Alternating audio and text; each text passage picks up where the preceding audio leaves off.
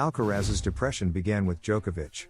Paul Annacone, former professional tennis player and ex-coach of Roger Federer, explained why he believes Carlos Alcaraz struggled during the second half of the season. The renowned coach of one of the greatest players in tennis history theorized that the Spaniard lost a bit of his joy after being defeated by Novak Djokovic in the Olympic final.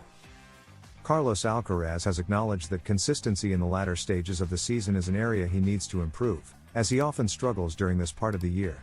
He has admitted the mental challenge of preparing himself to maintain peak performance throughout the season. Currently ranked number 3 in the ATP rankings, Alcaraz lost to Novak Djokovic in the Paris Olympic final, settling for the silver medal. This defeat came after an extraordinary summer for the 21-year-old Spaniard, during which he won his first Roland Garros title in June and successfully defended his Wimbledon crown just a month later. However, after his loss at the Olympics, Alcaraz experienced a dip in form. He was defeated by Gael Monfils in his opening match at the Cincinnati Open and suffered a surprising loss to Botic van de Zandschulp in the second round of the US Open. Although the Spanish player bounced back with standout performances at the Laver Cup and the China Open, his slump following Paris 2024 was evident. Speaking on the podcast Inside In, former Federer and Pete Sampras coach Paul Annacone suggested that the loss to Djokovic significantly impacted Alcaraz's performance. You need to find what motivates you and stick with it. And I think Carlos Alcaraz is a joyful player. I believe he lost a bit of that joy this year for a variety of reasons, said the legendary coach.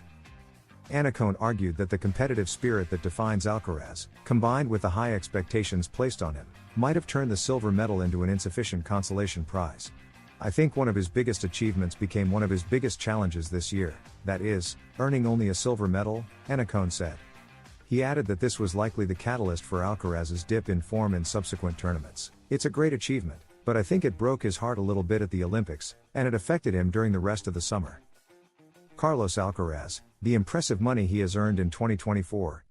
Carlos Alcaraz continues to establish himself as one of the biggest stars in global tennis. In 2024, the young Spaniard has dazzled not only with his talent on the court but also with the significant financial rewards that place him among the top earners of the season. Million-dollar figures in a stellar year. This season, Alcaraz has accumulated millions of dollars in prize money thanks to his remarkable performances in the most prestigious ATP tournaments. As the 2024 Davis Cup Final 8 approaches, Alcaraz is on track to close the year having earned over $10 million. His current prize money total stands at $9,850,338. This amount could increase further with bonuses or earnings from his participation in the Spanish Davis Cup team. This incredible figure positions him as one of the highest earners of the year, surpassing even some seasoned veterans of the sport. More than just on-court earnings. The money Alcaraz earns from tournaments is just one part of his income.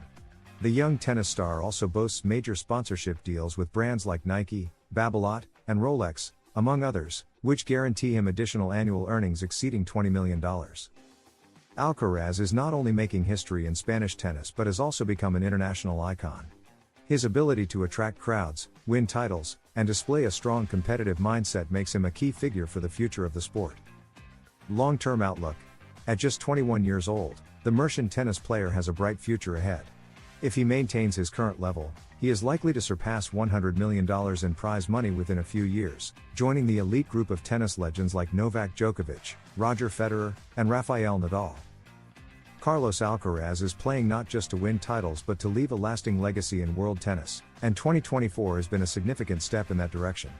Alcaraz, if young players don't reach the Big Three's level, it will be a disappointment. The Spaniard praises Nadal. He has been one of the best ambassadors for tennis. Ferrer reveals he decided on Monday that the Mallorcan would play. After Spain's elimination in the quarterfinals of the Davis Cup Final 8, Carlos Alcaraz, Marcel Granollers, and captain David Ferrer faced the press at the Martín Carpena Arena in Málaga to talk about Rafael Nadal, his farewell, the decisions made during the match, and their experiences throughout the tournament. Alcaraz, he has been one of the best ambassadors for tennis. His legacy will be eternal. He's been amazing for tennis, for sports in general. It's hard to see him go. I don't want to think about continuing the legacy he leaves behind. I've tried to give my best, but now it's time to acknowledge Rafa, his career. He's said it all. The way he leaves tennis is incredible, one of the players who elevated tennis to the pinnacle of sports.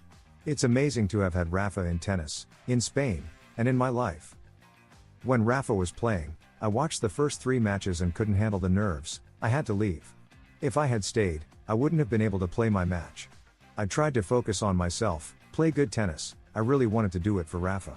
I needed to concentrate on my game, not think about it being Rafa's last tournament. I wanted to help the team as much as I could, win my 2 matches, and enjoy this week even more, but I couldn't. Ferrer, I decided on Monday. Rafa was improving his tennis every day.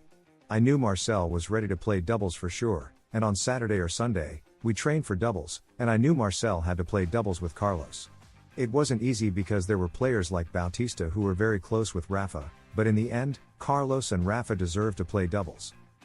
It wasn't a difficult decision. I'm the captain, and I choose who plays.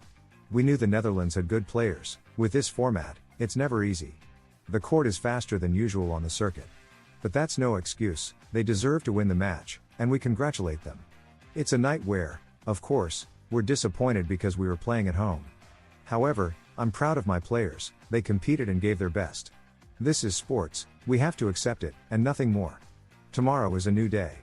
If you liked the video, don't forget to subscribe and leave a like, because at Tennis Zone, we are dedicated to bringing you the best information for the best audience, sharing in-depth analysis, exclusive interviews, and comprehensive coverage of everything related to the world of tennis. Join our community and be part of the excitement of the tournaments with us. At Tennis Zone, we also strive to offer you updated and quality content about players, tournaments, strategies, and the most relevant events in the tennis world.